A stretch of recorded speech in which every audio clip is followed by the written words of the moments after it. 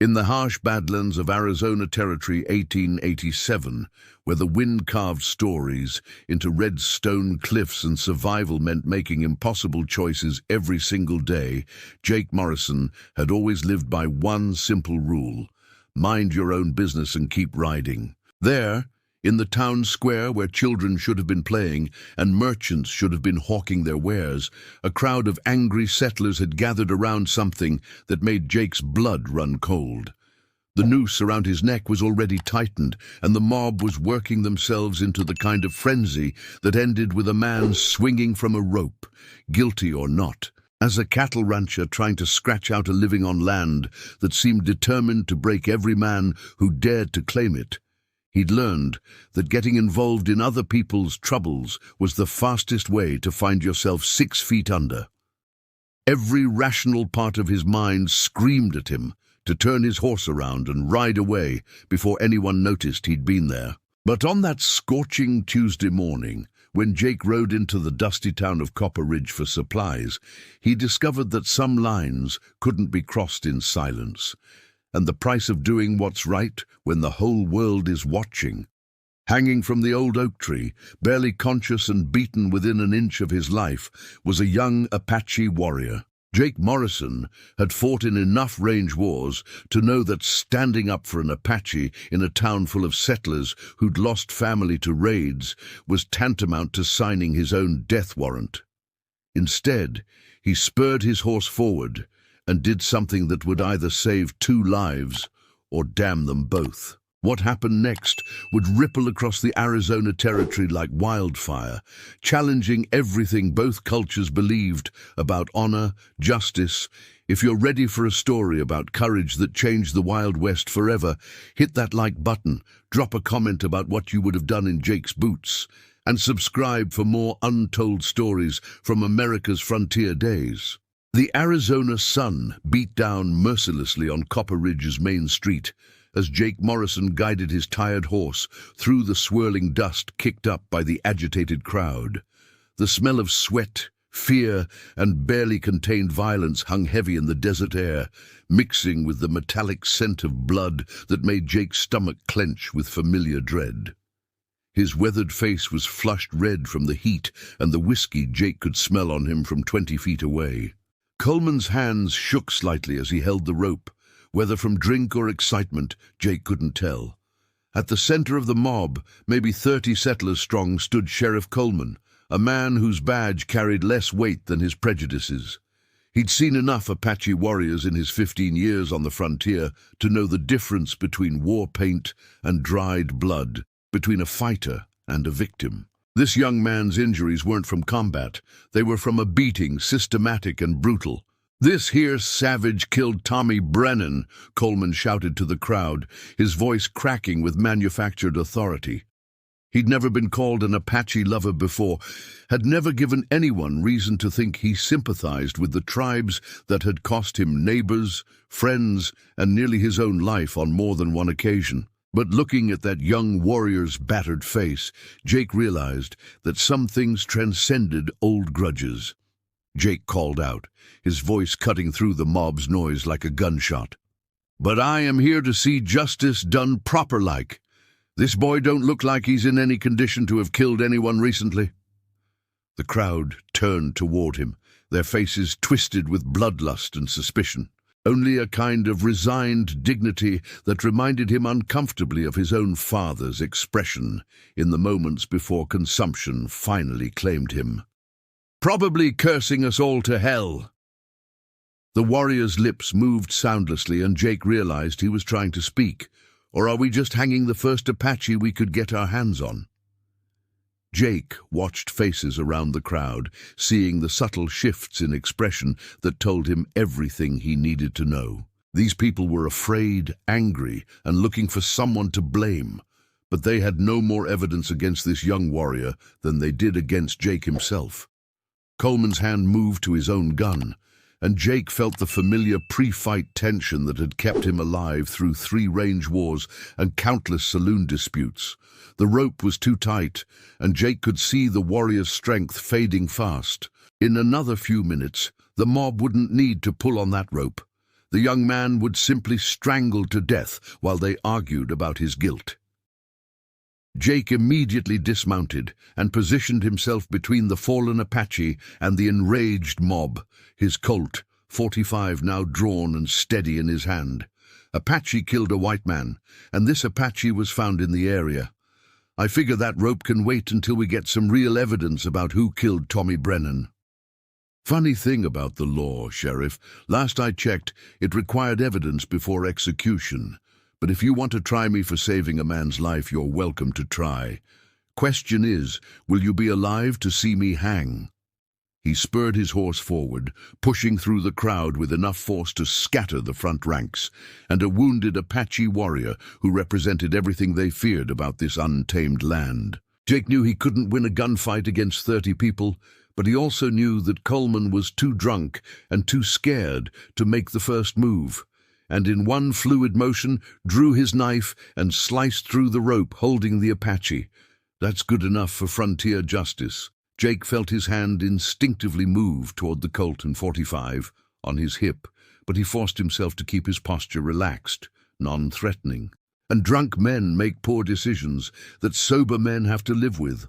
Found him scalped not 5 miles from his homestead, not curses, prayers. The warrior was preparing to die with honor, commending his spirit to the great mystery that governed all things. You just made the biggest mistake of your life, Morrison. Interfering with the law is a hanging offense. The Apache, hanging from that rope, couldn't have been more than 19 years old, his bronze skin marked with fresh wounds that looked more like torture than battle scars. Don't matter what he's saying. What matters is he killed Tommy Brennan, and we're gonna make sure he pays for it.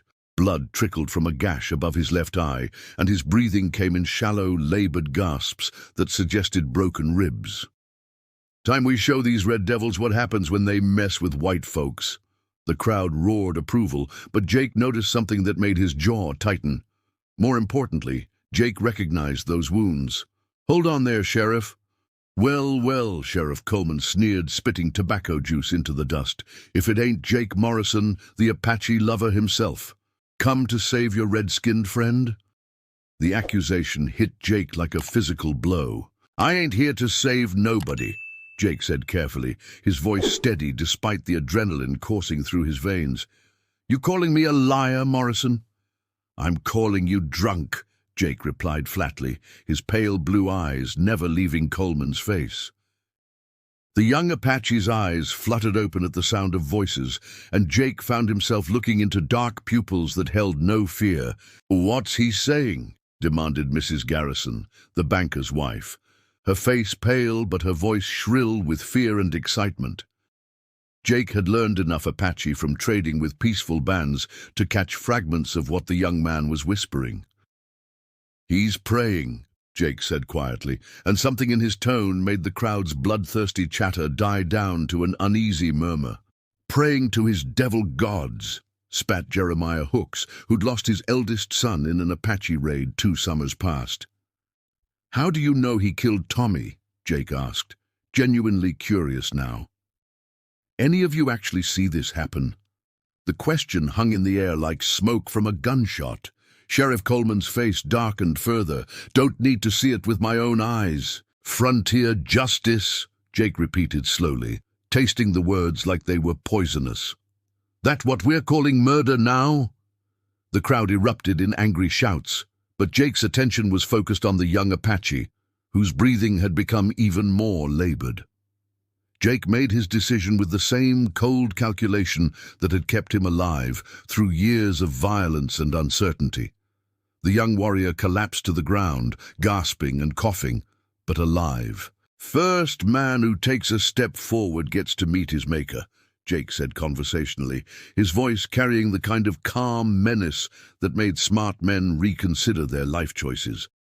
Sheriff Coleman's gun was out now too, pointed directly at Jake's chest. Jake smiled grimly, his finger resting lightly on his trigger. The standoff stretched out under the merciless Arizona sun, 30 angry settlers facing down one cowboy with a conscience. What Jake didn't know was that someone in the crowd had recognized the young Apache, and that recognition would change everything about what happened next. The voice that broke the deadly silence came from an unexpected source.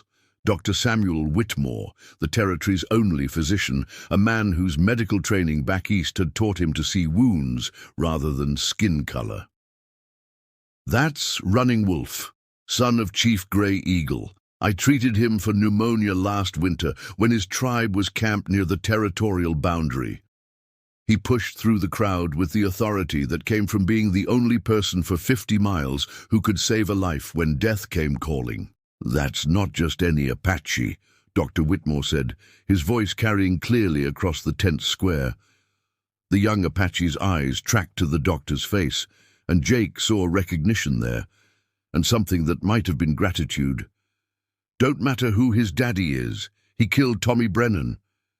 I've seen him around the settlement before. Always peaceful, always respectful." Jake kept his gun trained on Coleman, but allowed himself to hope that maybe, just maybe, cooler heads would prevail, without anyone else dying in the dust of Copper Ridge's main street. Chief Grey Eagle sent him to learn our ways, to serve as a bridge between our peoples. Masked men usually meant one thing in this territory: vigilantes, or worse, men who used the cover of justice to settle personal scores or cover their own crimes. The crowd's bloodlust faltered momentarily, replaced by a different kind of fear. Coleman shouted, but his voice lacked conviction now. "Apache lies to save his own skin." This young man was tortured for information, then beaten when he wouldn't talk. Look at these rope burns on his wrists. He was tied up for hours. The bruising patterns suggest multiple attackers, all wearing boots. When have you ever known Apache warriors to wear boots? "You saved my life," the young Apache said slowly. "Why?"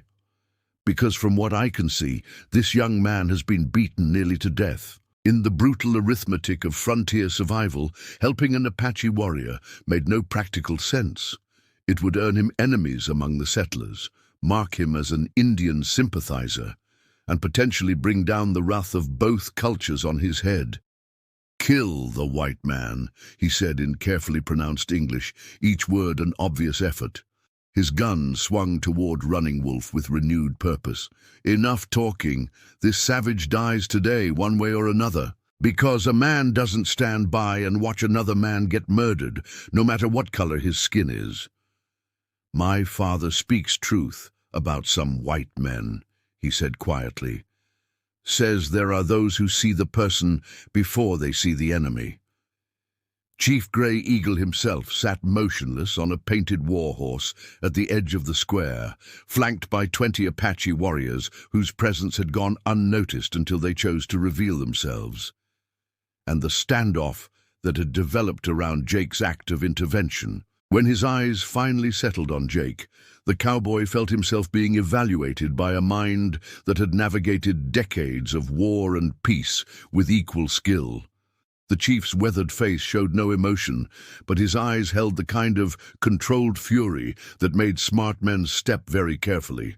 "My son lives because of your courage. This creates a debt between us." It wasn't a question. In Apache culture, debts of honor carried obligations that could span generations, and he had just bound himself to one of the most powerful chiefs in the territory. Jake could see the crowd fragmenting, some people slipping away as their enthusiasm for lynch law evaporated, others gathering closer as they realized they might have been used in someone else's game. "I was hunting alone when the men with covered faces took me. Fresh wounds, some at least 2 days old. Tommy Brennan was killed yesterday morning." Chief Grey Eagle commanded respect, even among white settlers. He was known as a leader who honored treaties and kept his warriors in check, a man who chose negotiation over violence whenever possible. Lynching his son would bring consequences that made most rational people reconsider their enthusiasm for frontier justice. Sheriff Coleman's gun hand wavered slightly. "Did he?"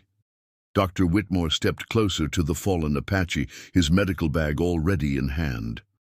Jake saw something ugly and desperate in the sheriff's eyes, the look of a man whose lies were unraveling faster than he could spin new ones. Single bullet, probably from a rifle.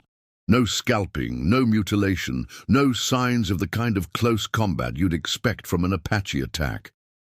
My students saw Running Wolf fishing by Miller's Creek 3 days ago. Billy Patterson came home talking about the Injun boy who showed him how to tie better knots for his fishing line. Jake felt a surge of relief as the doctor knelt beside Running Wolf, checking his pulse and examining his injuries with professional detachment. "Doc's right," called out Martha Stevens, the schoolteacher whose sharp mind was respected even by men who thought women should keep quiet about such matters. "That's impossible," Sheriff Coleman sputtered, but Jake could see doubt creeping into his expression. "Apaches don't fish with white children." "This one does," Dr. Whitmore said firmly, his hands working to clean the blood from Running Wolf's face. The crowd was wavering now, their righteous anger dissolving into uncomfortable uncertainty. Running Wolf struggled to sit up, his voice barely above a whisper but carrying clearly in the sudden quiet. "I did not." Covered faces. Jake felt his blood run cold. "Lies." Dr. Whitmore looked up from his examination, his face grim. "Sheriff, these wounds tell a story." Jake felt pieces of a puzzle clicking together in his mind. "Doc, what exactly happened to Tommy Brennan? How was he killed?" "Shot in the back from long range," Dr. Whitmore replied. "But Coleman said—" "I said what I had to say to get this town fired up enough to do what needed doing." Coleman interrupted, his mask finally slipping. Running Wolf raised his head with visible effort, his dark eyes focusing on Jake with an intensity that made the cowboy feel like his soul was being measured. It was a fair question, and one Jake wasn't entirely sure how to answer. "Because it was the right thing to do," Jake said finally, surprised by how simple the truth sounded when spoken aloud. Something shifted in Running Wolf's expression. Not quite a smile, but an acknowledgement that carried the weight of profound respect. "Your father's a wise man," Jake replied, and meant it. The standoff had transformed into something different now, no longer a confrontation between cultures, but a search for truth in a situation that had been built on lies from the beginning. Sheriff Coleman seemed to realize he was losing control of the situation. But before Coleman could pull the trigger, a new voice cut through the air, strong, clear, and carrying the unmistakable authority of someone accustomed to being obeyed without question. "I think not, Sheriff." Jake turned to see a figure that made his heart skip a beat. "Father," Running Wolf whispered, and Jake heard a lifetime of respect and love compressed into that single word. Chief Gray Eagle's gaze moved slowly across the crowd, taking in the rope, the beaten condition of his son. "You are the one who cut the rope," Chief Gray Eagle said. "Yes, sir," Jake replied, not sure why he was addressing an Apache chief with the same respect he'd show a territorial judge, but knowing instinctively that this man had earned it. Chief Gray Eagle nodded slowly. Jake felt the weight of those words, understanding that he had just stepped into something much larger than a simple rescue. What he did not realize was that his act of courage was about to trigger a response that would shake the very foundations of how white settlers and Apache tribes understood each other. The next morning dawned blood red over Jake's modest Arizona ranch. He had barely slept, replaying the confrontation in Copper Ridge and Chief Gray Eagle's words about debt and honor. 50 head of cattle grazed below his adobe house, 3 years of back-breaking work and every dollar he'd saved. His ranch sat in a valley between 2 mesas, accessible by a single narrow trail. As they drew closer, he realized these weren't white settlers. They were Apache warriors, dozens of them, moving with fluid precision. Stepping onto his porch with morning coffee, Jake noticed dust clouds approaching, multiple riders, coming fast. His hands tightened on his Winchester, but he forced himself to remain calm. Running was futile. Fighting was suicide. "You are surprised," he observed, stopping 20 feet from the porch. "You thought perhaps we came for revenge." Jake counted at least 30 riders, but caught movement on ridgelines, suggesting many more positioned around his property.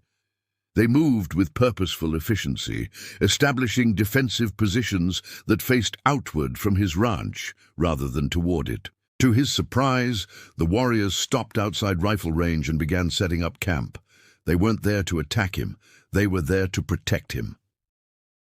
Chief Gray Eagle rode alone toward Jake's house. "He told me you risked your life to prevent injustice against an innocent man. But we have heard troubling news. Coleman has been telling people you are an Apache spy.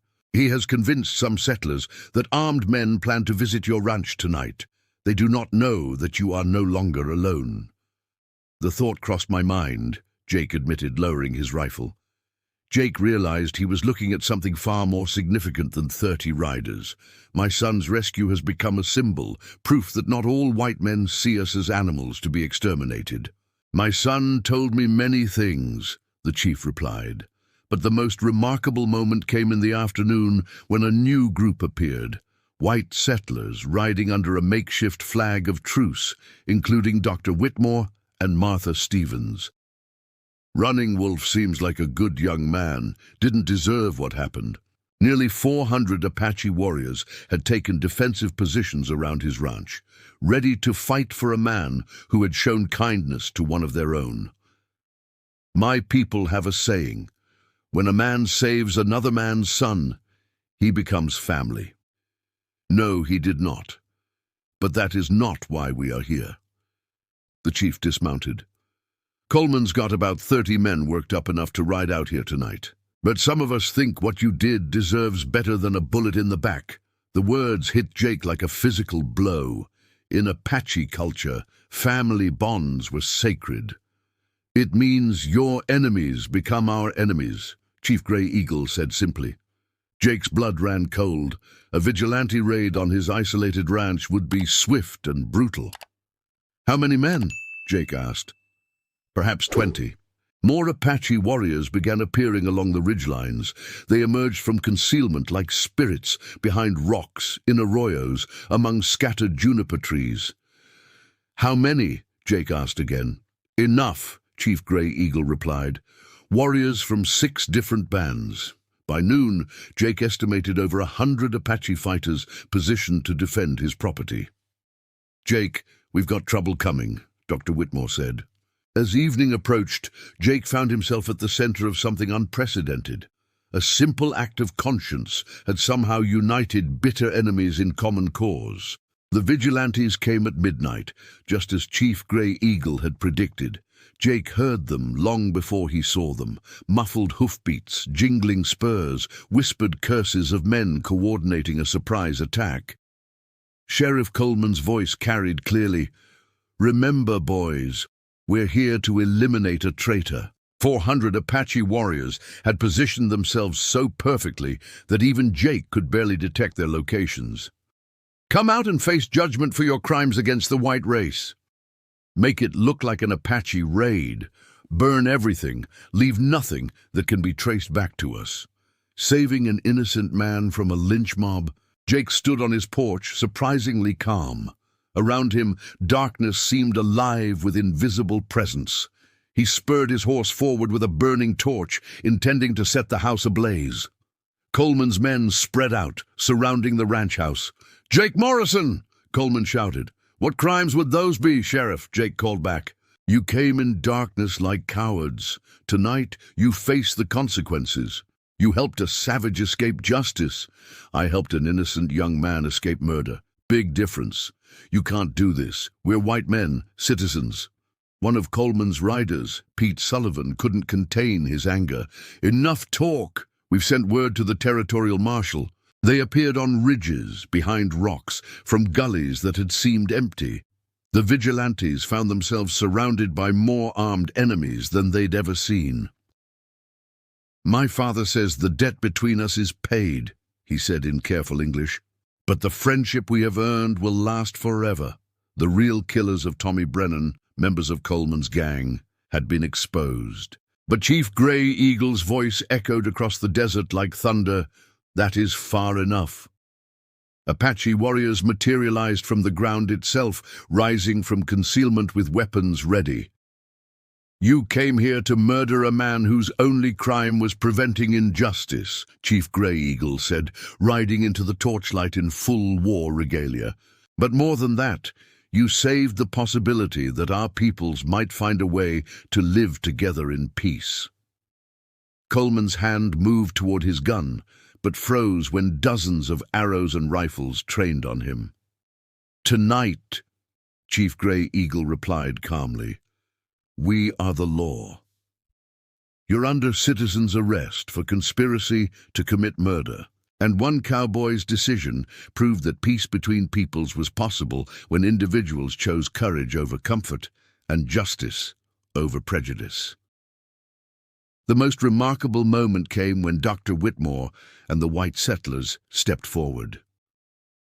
"Sheriff Coleman," Dr. Whitmore said quietly, "you can't arrest me. I'm the law here." "Not anymore," Martha Stevens replied firmly.